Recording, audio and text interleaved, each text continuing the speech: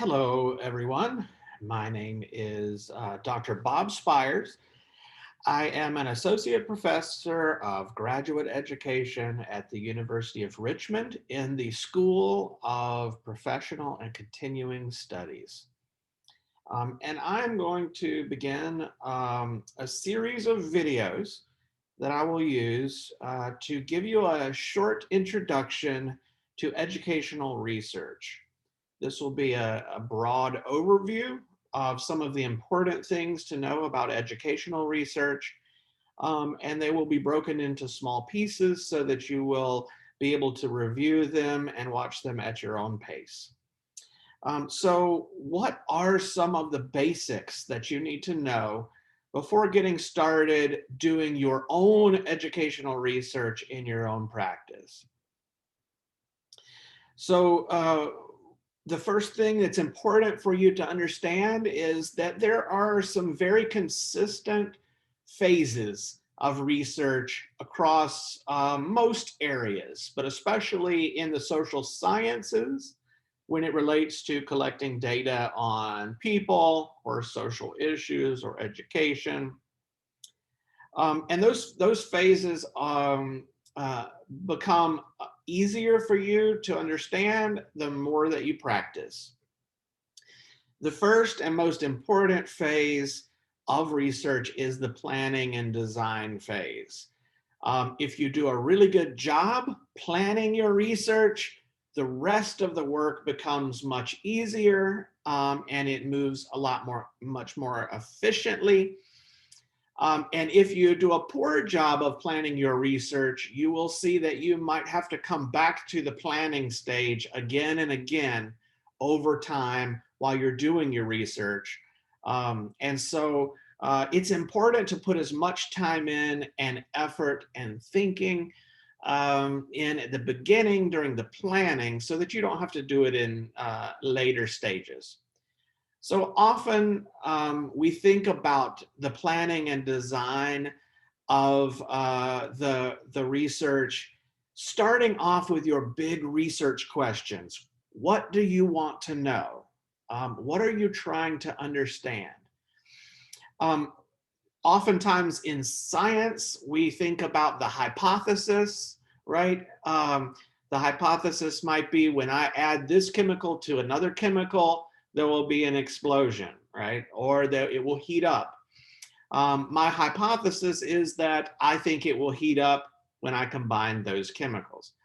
In social science, often we don't need to make a determination beforehand. We can also remain open and say, we don't know what's going to happen, but we're going to go in with an open mind and decide what is really happening after gathering information. So after we've decided what we want to study by deciding what our big research questions are, the next is that we want to find literature on this. And that means other research that is out there in the world about our topic. If we are interested in improving students' English skills, we might think that using a computer program to study English might be a way to improve students' English skills. Well, next, we're going to have a chance then to go and look at what has already been written about computer programs that are effective at teaching English and improving English skills. So I might need to go and read some other people's research to decide what has already been done. I might decide that someone has already found a program that I think is going to be really unique and really useful for my students.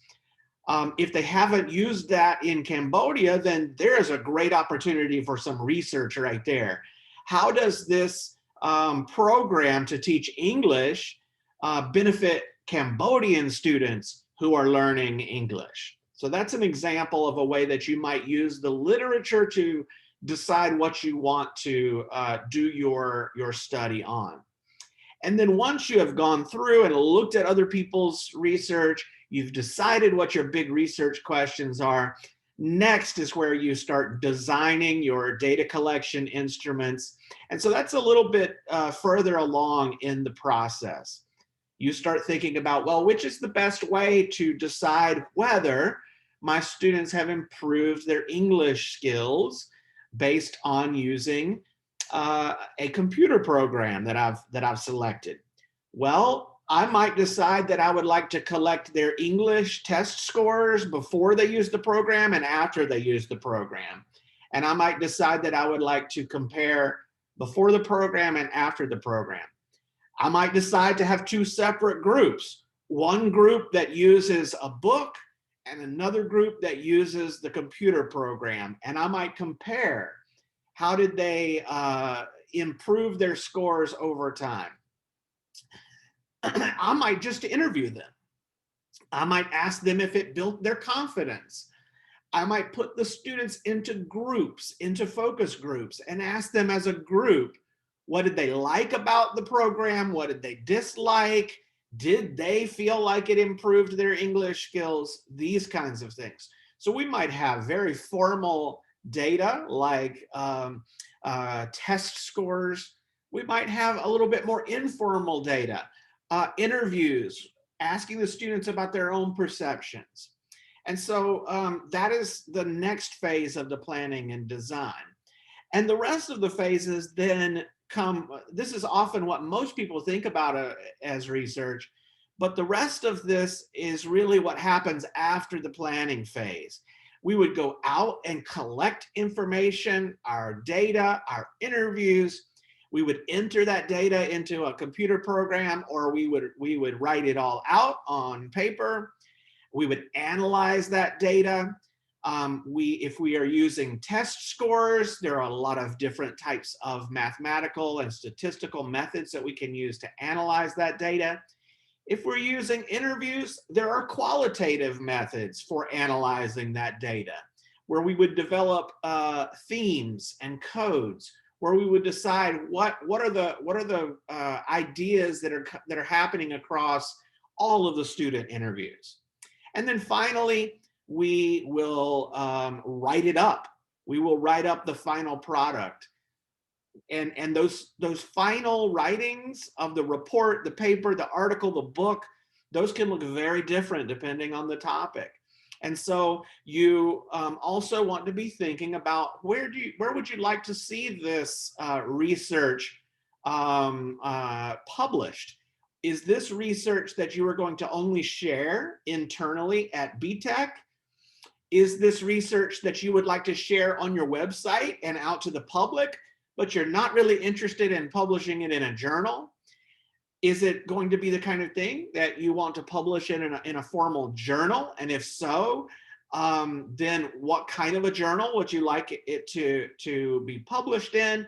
And then there are even websites that you can publish on, and even a book. If it's a big enough project, you may decide this is a large enough study that you can publish a book out of it.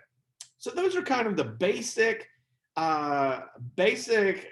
forms of the phases of research. And I hope this is a good start to get you thinking about how these phases of research work.